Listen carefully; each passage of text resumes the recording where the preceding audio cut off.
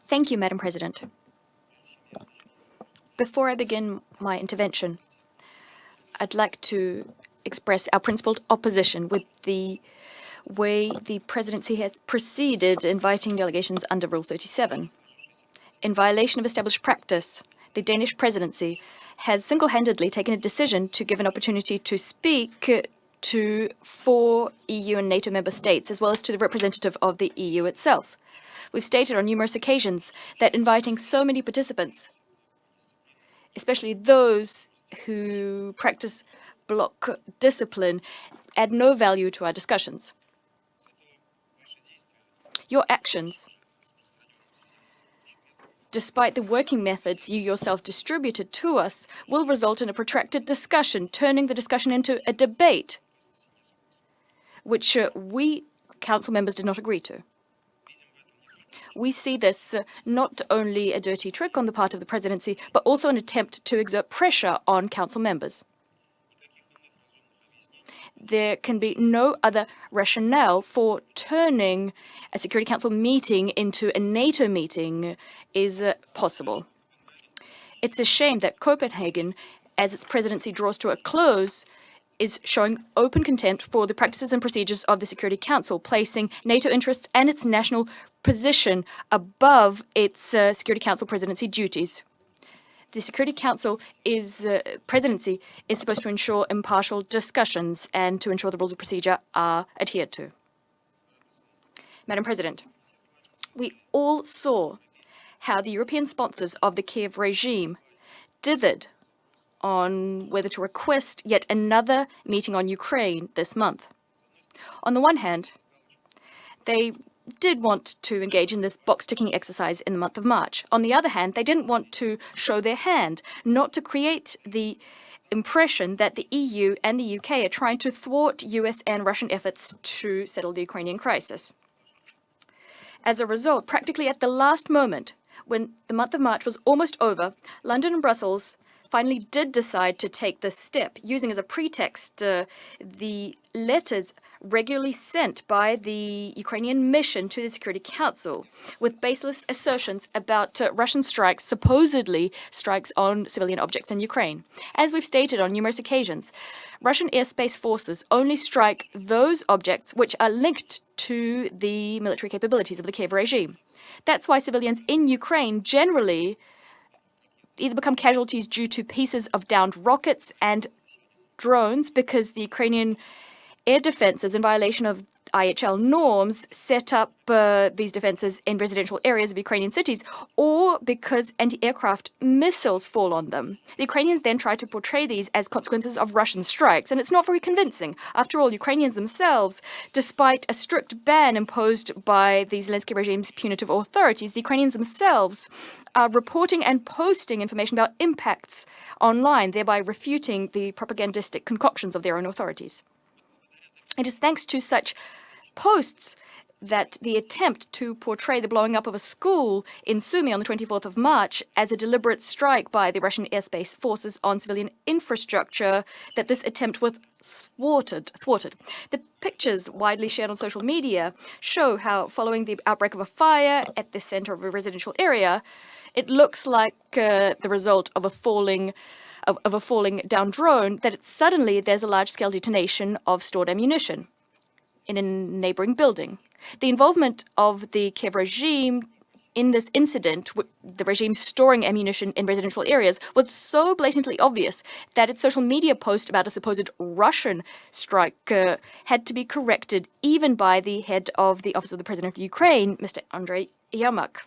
As for the Ukrainian mission to the United Nations, which cited this episode in its 24th March letter, calling it a Russian missile strike, didn't manage to fix it in time. It thus threw its European sponsors under the bus, as they, the Europeans, today also referred to this incident. Here is a telling example of an attempt to manipulate the Security Council to provide members with false information. And there are dozens, if not hundreds, of such examples. And yet, Ukraine's European champions are not noticing, point blank, the crimes of the Kiev regime committed against civilians in Russia. Recently, we were briefed by the European Commissioner, Ms. Kallas, and she shamelessly asserted that there are no such casualties. We'll leave that on her conscience, although it would appear that she doesn't have one. What I'd like to do is cite some statistics covering just the latest few weeks. In just 1 week, between the 17th and the 23rd of March, over 150 civilians suffered in the Donetsk People's Republics, in the Belgorod, Kursk, Kherson, and the Lugansk National Republic as well. 16 people died, 134 were injured, including 4 minors. Just 2 days ago, on the 24th of March, in the Lugansk People's Republic of the Russian Federation, due to the deliberate shelling of a civilian vehicle by the Ukrainian armed forces, 3 Russian media workers perished. A war correspondent working for Izvestia, Mr. Alexander Fedorchuk, TV channel Zvezda operator, Mr. Andrei Panov, and a film crew driver, Mr. Alexander Sekeli.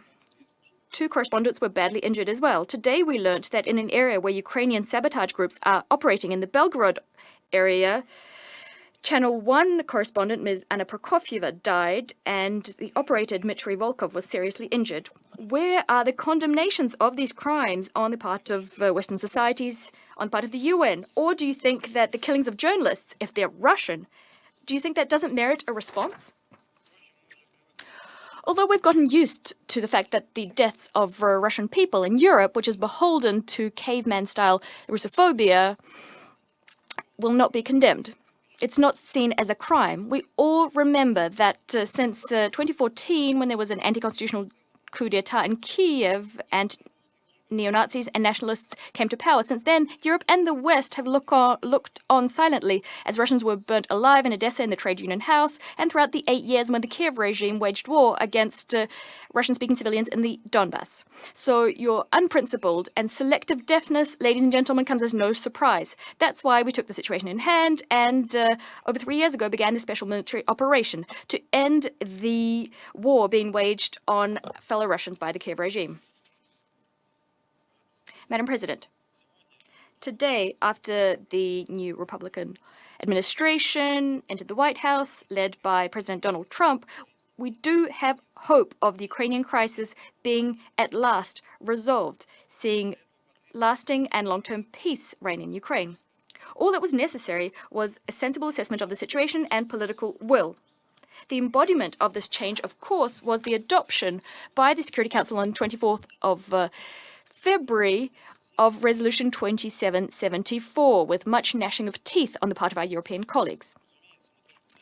Of course, this is just the beginning. For now, the US and Russia are just looking for the understandings which the entire world is interested in. Our leaders, ministers, and expert teams have resumed talks and have already achieved noteworthy results. Yesterday, following technical level talks in El Riyadh, Russia and the US agreed to begin implementing the Black Sea Initiative. The initiative speaks to the safety of navigation in the Black Sea, non-use of force, and avoiding the use of commercial vessels for military purposes.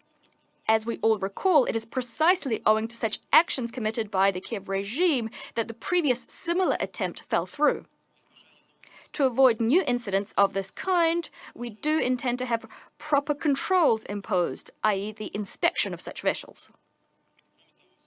Moreover, the US agreed to facilitate the resumption of access of Russian agricultural and fertilizer exports to world markets, lowering the cost of ensuring such a maritime trade and broadening access to ports and payment systems for such transactions. It's important to understand that as per the agreement, the initiative will be resumed only after a series of measures are adopted. These are aimed at lifting sanctions on the Russian State Agricultural Bank, Rossellhozbank, and other Russian financial organizations involved in international food and fertilizer trading, including connecting these banks to the SWIFT system. The lifting of a number of other restrictions on Russia is also envisaged. Moreover, Russia and the US agreed to craft measures to implement the agreements entered into by the presidents of both countries on bans on strikes on energy facilities in Russia and Ukraine for 30 days, starting on the 18th of March of this year, with the possibility of extension and also the possibility of withdrawal from the deal in the event of non-compliance therewith by one of the parties. As you know, Russia has been upholding this understanding for over a week now. The same cannot be said about the Zelensky regime. In word, they did seem to agree to the deal. And yet, barely 3 hours after they announced this, the Kiev regime launched 3 drones at energy infrastructure in Stanitsa Kavkazskaya on the Kuban River. There was crude being pumped into the Caspian Pipeline Consortium system. In the early hours of the 21st of March, there was an explosion at the Suja gas metering station in the Kursk region, through which gas was being pumped to Europe. And this was actually under Ukrainian armed forces control at the time. On the 23rd of March, the UAF conducted a mass artillery strike on an electrical substation in the Zaporizhia region, leaving 11,000 people without electricity. On 24th March, the Kiev regime struck with a drone at a crude pumping station at the Kropotkinskaya station, also belonging to the Caspian Consortium. On the same day, the Kuban branch of the Rosseti Power Company was hit. As a result, power supply was cut off to the Rostovskaya NPP Tihoretskaya. In Lugansk, there was an attack on a gas distribution station in Svatovo, and in the Crimea, a drone was down, the aim of which was an underground gas storage facility, the Glebskaya facility. By the way, the Kiev regime tried to attack that same facility again just this morning. Also, the UAF attacked using drones energy facilities in the Bryansk and Kursk regions. In other words, the Kiev, in word, agreed to this energy ceasefire, yet it continues to plan and conduct strikes on Russian energy infrastructure, thus trying to hoodwink both us and the United States. It's plain that in so doing, it's trying to foil any peace agreements, clearly demonstrating the fact that we can't do business with Kiev. The Russian Federation reserves the right to respond should the Kiev regime continue on this destructive course. Madam President, foiling this settlement process launched by Russia and the US, pulling its European allies into a confrontation with the Russian Federation, it's the last hope of the ringleader in Kiev. He, together with his completely and utterly corrupt posse, are trying to cling on to power.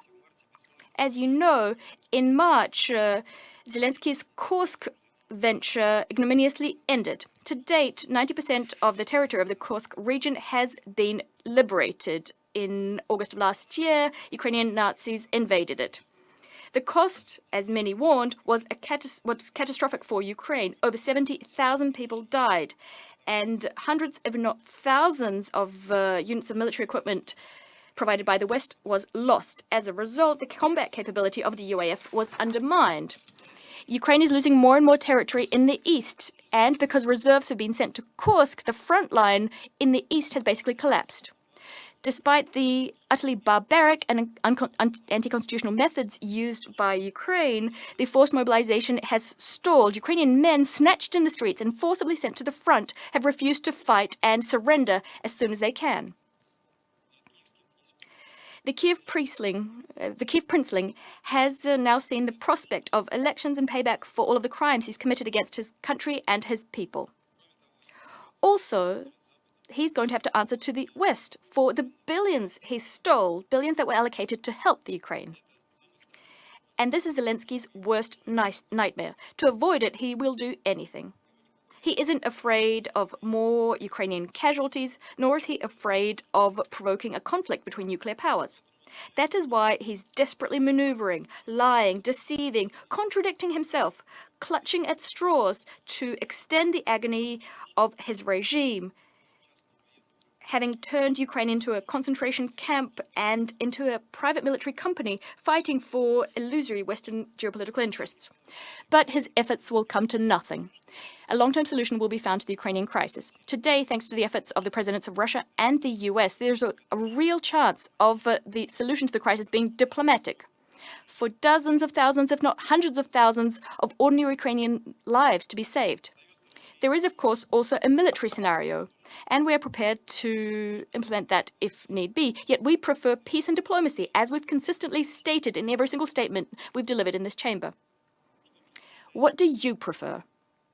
To continue pumping private military company Ukraine full of weapons trying to thwart a settlement of the conflict? Or will you join the ranks of Russia and the US and find a long-term solution that would address the root causes of the Ukrainian crisis and strengthen security in Europe and the world over? The choice is yours. Remember this when the warmongering forces on a rampage in some European countries are going to try and thwart efforts being undertaken by Moscow and Washington, when they suggest to the past Ukrainian president to engage in more ventures which have the potential to turn out deadly for the state of Ukraine. I thank you. I thank the representative of the Russian Federation for the statement. And before I give the floor to the next speaker, allow me just to respond to the concerns raised by the Russian Federation about the list of speakers. During the past months, different council presidencies have had the practice of inviting between 4 and 8 Rule 39 and 37 speakers to the briefings on Ukraine.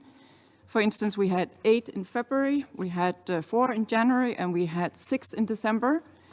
So we believe that 7 speakers under Rule 37 and 39, which we invited today, is well within the normal practice of the Council. All of those speakers have on previous occasions requested and have been granted to speak before the Council on this topic. Moreover, it's very much in line with our working methods, as listed in this paper, about an inclusive Security Council. And we have not received any comments to the list of speakers before today's meeting. I now give the floor to the representative of Somalia. Oh, sorry. Yeah, the Russian representative of the Russian Federation has asked for a comment. As you responded to what I said, I will take the opportunity to respond to you. Madam President, referring to bad examples is a terrible practice. It only serves to further undermine your efforts in the seat of the presidency. What's more is, one of the events you referred to, the February event, the event in February, was a ministerial meeting. You know that full well. After all, we're all adults here in the room. Let's not look for childlike justifications for our mistakes. Let's simply recognize the mistakes we make.